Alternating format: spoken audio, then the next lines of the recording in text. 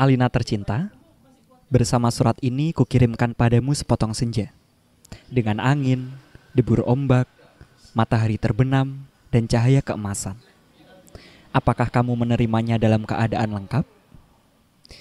Seperti setiap senja di setiap pantai, tentu ada juga burung-burung, pasir yang basah, siluet batu karang, dan barangkali juga perahu lewat di kejauhan. Maaf, aku tidak sempat menelitinya satu persatu. Mestinya ada juga lokan, batu yang berwarna-warni, dan bias cahaya cemerlang yang berkeretap pada buih yang bagaikan impian selalu saja membuat aku mengangankan segala hal yang paling mungkin kulakukan bersamamu. Meski aku tahu semua itu akan tetap tinggal sebagai kemungkinan yang entah kapan menjadi kenyataan. Kukirimkan sepotong senja ini untukmu, Alina, dalam amplop yang tertutup rapat dari jauh. Karena aku ingin memberikan sesuatu yang lebih dari sekedar kata-kata. Sudah terlalu banyak kata di dunia ini, Alina. Dan kata-kata ternyata tidak mengubah apa-apa. Aku tidak akan menambah kata-kata yang sudah tak terhitung jumlahnya dalam sejarah kebudayaan manusia, Alina. Untuk apa? Kata-kata tidak ada gunanya dan selalu sia-sia. Lagi pula, siapakah yang masih sudi mendengarnya? Di dunia ini, semua orang sibuk berkata-kata tanpa peduli apakah ada orang lain yang mendengarnya. Bahkan mereka juga tidak peduli dengan kata-katanya sendiri. Sebuah dunia yang sudah kelebihan kata-kata tanpa makna. Kata-kata sudah luber dan tidak dibutuhkan lagi. Setiap kata bisa diganti artinya. Setiap arti bisa diubah maknanya. Itulah dunia kita, Alina. Kukirimkan sepotong senja untukmu, Alina, bukan kata-kata cinta. Kukirimkan padamu sepotong senja yang lembut dengan langit kemerah-merahan yang nyata dan betul-betul ada dalam keadaan yang sama seperti ketika aku mengambilnya saat matahari hampir tenggelam ke balik cakrawala. Alina yang manis, Alina yang sendu. Akan kuceritakan padamu bagaimana aku mendapatkan senja itu untukmu. Sore itu aku duduk seorang diri di tepi pantai, memandang dunia yang terdiri dari waktu. Memandang bagaimana ruang dan waktu bersekutu, menjelmakan alam itu untuk mataku. Di tepi pantai, di tepi bumi, semesta adalah sapuan warna keemasan, dan lautan adalah cairan logam, meski buih pada debur ombak yang menghempas itu tetap saja putih seperti kapas. Dan langit tetap saja ungu, dan angin tetap saja lembab dan basah, dan pasir tetap saja hangat ketika kuusapkan kakiku ke dalamnya. Kemudian, tiba-tiba senja dan cahaya gemetar. Keindahan berkutat melawan waktu dan aku tiba-tiba teringat padamu. Barangkali senja ini bagus untukmu, pikirku. Maka kupotong senja itu sebelum terlambat, kukerat pada 4 sisi, lantas kumasukkan ke dalam saku. Dengan begitu keindahan itu bisa abadi, dan aku bisa memberikannya padamu. Setelah itu aku berjalan pulang dengan perasaan senang. Aku tahu kamu akan menyukainya, karena kamu tahu itulah senja yang selalu kamu bayangkan untuk kita. Aku tahu kamu selalu membayangkan hari libur yang panjang, perjalanan yang jauh, dan barangkali sepasang kursi malas pada sepotong senja di sebuah pantai, di mana kita akan bercakap-cakap sembari memandang langit, sambil berangan-angan, sambil bertanya-tanya, apakah semua ini memang benar-benar telah terjadi? Kini senja itu bisa kamu bawa kemana-mana. Ketika aku meninggalkan pantai itu, kulihat orang-orang datang berbondong-bondong. Ternyata mereka menjadi gempar karena senja telah hilang. Kulihat cakrawala itu berlubang sebesar kartu pos. Alina sayang, semua itu telah terjadi dan kejadiannya akan tetap seperti itu. Aku telah sampai ke mobil ketika di antara kerumunan itu kulihat seseorang menunjuk-nunjuk ke arahku. Dia yang mengambil senja itu. Saya lihat dia mengambil senja itu. Kulihat orang-orang itu melangkah ke arahku. Melihat gelagat itu, aku segera masuk mobil dan tancap gas. Catat nomornya! Catat nomornya! Aku melejit ke jalan raya. Ku kebut mobilku tanpa perasaan panik. Aku sudah berniat memberikan senja itu untukmu dan hanya untukmu saja, Alina. Tak seorang pun boleh mengambilnya dariku. Cahaya senja yang keemasan itu berbinar-binar di dalam saku. Aku merasa cemas karena meskipun kaca mobilku gelap, tapi cahaya senja tentu cukup terang dilihat dari luar. Dan ternyata cahaya senja itu memang menembus segenap celah dalam mobilku, sehingga mobilku itu meluncur dengan nyala cemerlang ke aspal maupun ke angkasa. Dari radio yang kusetel aku tahu, berita tentang hilangnya senja telah tersebar kemana-mana. Dari televisi dalam mobil bahkan kulihat potretku sudah terpampang. Aduh, baru hilang satu senja saja sudah paniknya seperti itu. Apa tidak bisa menunggu sampai besok? Bagaimana kalau setiap orang mengambil senja untuk pacarnya masing-masing?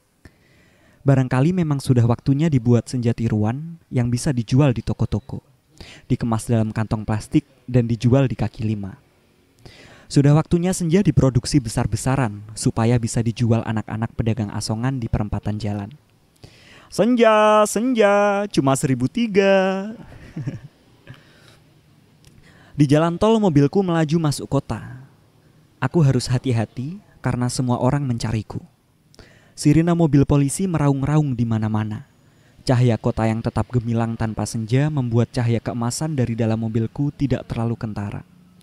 Lagi pula di kota, tidak semua orang peduli apakah senja hilang atau tidak. Di kota kehidupan berjalan tanpa waktu, tidak peduli pagi, siang, sore atau malam.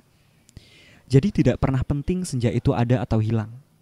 Senja cuma penting untuk turis yang suka memotret matahari terbenam. Boleh jadi hanya demi alasan itulah senja yang kubawa ini dicari-cari polisi. Sirine polisi mendekat dari belakang. Dengan pengeras suara, polisi itu memberi peringatan. Pengemudi mobil Porsche abu-abu metalik nomor SG 19658A harap berhenti. Ini polisi. Anda ditahan karena dituduh telah membawa senja. Meskipun tak ada aturan yang melarangnya, tapi berdasarkan... Aku tidak sudi mendengarnya lebih lama lagi. Jadi kubilas dia sampai terpental keluar pagar tepi jalan. Kutancap gas dan menyelip-nyelip dengan lincah di jalanan.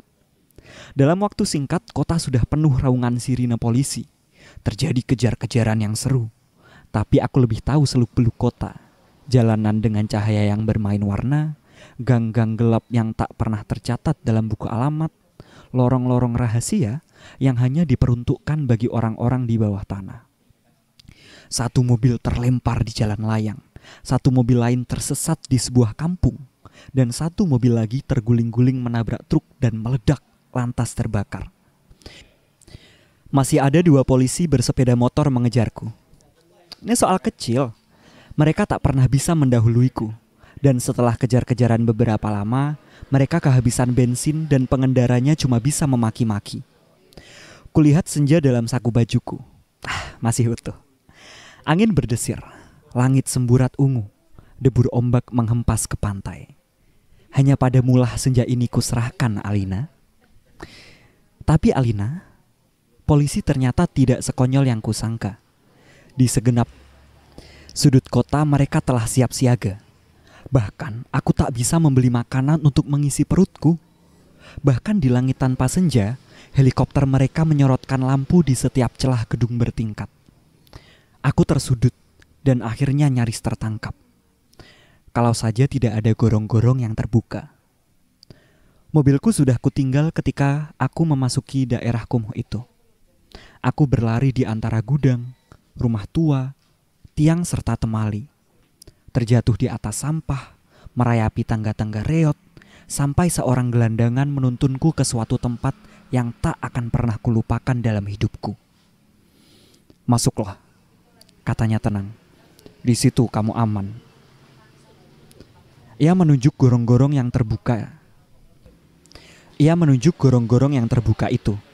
Ada tikus keluar dari sana. Baunya bacin dan pesing. Kutengok ke bawah. Kulihat kelelawar bergantungan. Aku ragu-ragu. Namun deru helikopter dengan lampu sorotnya yang mencari-cari itu melenyapkan keraguanku. Masuklah, kamu tidak punya pilihan lain. Dan gelandangan itu mendorongku. Aku terjerembab jatuh. Bau busuknya bukan main. Gorong-gorong itu segera tertutup dan kudengar gelandangan itu merebahkan diri di atasnya. Lampu sorot helikopter menembus celah gorong-gorong tapi tak cukup untuk melihatku. Kuraba senja dalam kantongku. Cahayanya yang merah keemas-emasan membuat aku bisa melihat dalam kegelapan. Aku melangkah dalam gorong-gorong yang rupanya cukup tinggi juga. Kusibukkan kelelawar bergantungan yang entah mati entah hidup itu. Kulihat cahaya putih di ujung gorong-gorong. Air busuk mengalir setinggi lutut. Namun makin ke dalam makin surut.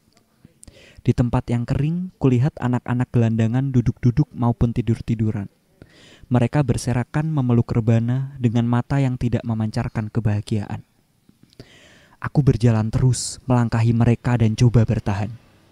Betapapun ini lebih baik daripada harus menyerahkan senja, Alina. Di ujung gorong-gorong, di tempat cahaya putih itu, ada tangga menurun ke bawah. Kau ikuti tangga itu. Cahaya semakin terang dan semakin benderang. Astaga, kamu boleh tidak percaya, Alina, tapi kamu akan terus membacanya. Tangga itu menuju ke mulut sebuah gua. Dan tahukah kamu, ketika aku keluar dari gua itu aku ada di mana? Di tempat persis sama dengan tempat di mana aku mengambil senja itu untukmu, Alina. Sebuah pantai dengan senja yang bagus. Ombak, angin, dan kepak burung. Tak lupa cahaya keemasan dan bias ungu pada mega-mega yang berjarak bagaikan aliran mimpi. Cuma saja tidak ada lubang sebesar kartu pos. Jadi, meskipun persis sama, tapi itu bukan tempat yang sama.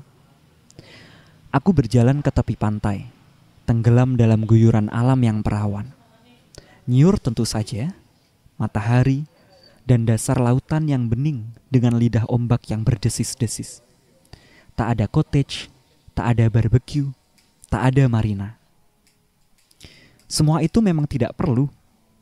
Senja yang bergetar melawan takdir membiaskan cahaya keemasan ke tepi semesta.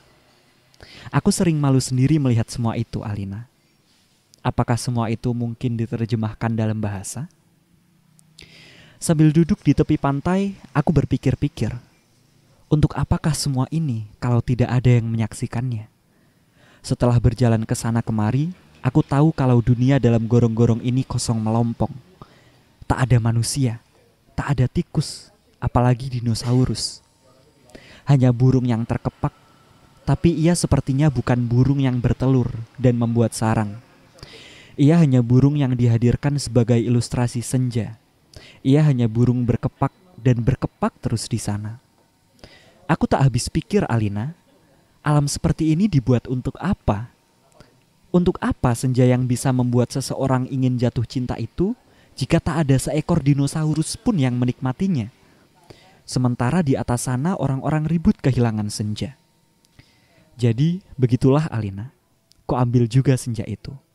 Ku kerat dengan pisau Swiss yang selalu ku bawa pada 4 sisinya sehingga cakrawala itu terbentuk lubang sebesar kartu pos. Dengan 2 senja di saku kiri dan kanan, aku melangkah pulang. Bumi berhenti beredar di belakangku, menjadi kegelapan yang basah dan bacin. Aku mendaki tangga kembali menuju gorong-gorong bumiku yang terkasih. Sampai di atas, setelah melewati kelelawar bergantungan, anak-anak gelandangan berkaparan, dan air setinggi lutut, kulihat polisi-polisi helikopter sudah pergi. Gelandangan yang menolongku sedang tiduran di bawah tiang listrik sambil meniup saksofon. Aku berjalan mencari mobilku, masih terparkir dengan baik di supermarket. Nampaknya bahkan baru saja dicuci. Sambil mengunyah pizza, segera ku kebut mobilku menuju pantai. Dengan 2 senja di saku kiri dan kanan, lengkap dengan matahari, laut, pantai, dan cahaya keemasannya masing-masing. Mobilku bagai memancarkan cahaya ilahi. Sepanjang jalan layang, sepanjang jalan tol, ku tancap gas dengan kecepatan penuh. Alina kekasihku, pacarku, wanitaku. Kamu pasti sudah tahu apa yang terjadi kemudian. Kupasang senja yang dari gorong-gorong pada lubang sebesar kartu pos itu dan ternyata pas. Lantas kukirim senja yang asli ini untukmu lewat pos. Aku ingin kamu mendapatkan apa yang kulihat pertama kali. Senja dalam arti yang sebenarnya, bukan semacam senja yang ada di gorong-gorong itu. Kini gorong-gorong itu betul-betul menjadi gelap, Alina. Pada masa yang akan datang, orang tua akan bercerita pada cucunya tentang kenapa gorong-gorong menjadi gelap.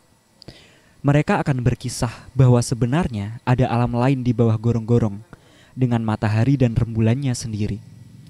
Namun semua itu tiada lagi, karena seorang telah mengambil senja itu untuk menggantikan senja lain di atas bumi. Orang-orang tua itu juga akan bercerita bahwa senja yang asli telah dipotong dan diberikan oleh seseorang kepada pacarnya. Alina yang manis, paling manis, dan akan selalu manis. Terimalah sepotong senja itu hanya untukmu, dari seseorang yang ingin membahagiakanmu. Awas, hati-hati dengan lautan dan matahari itu. Salah-salah cahayanya membakar langit, dan kalau tumpah, airnya bisa membanjiri permukaan bumi.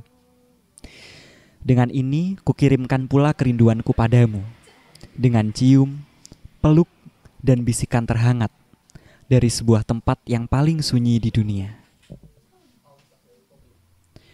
Sepotong Senja untuk Pacarku oleh Seno Gumira Aji Dharma, dibacakan Gulam Pasha Pambayung.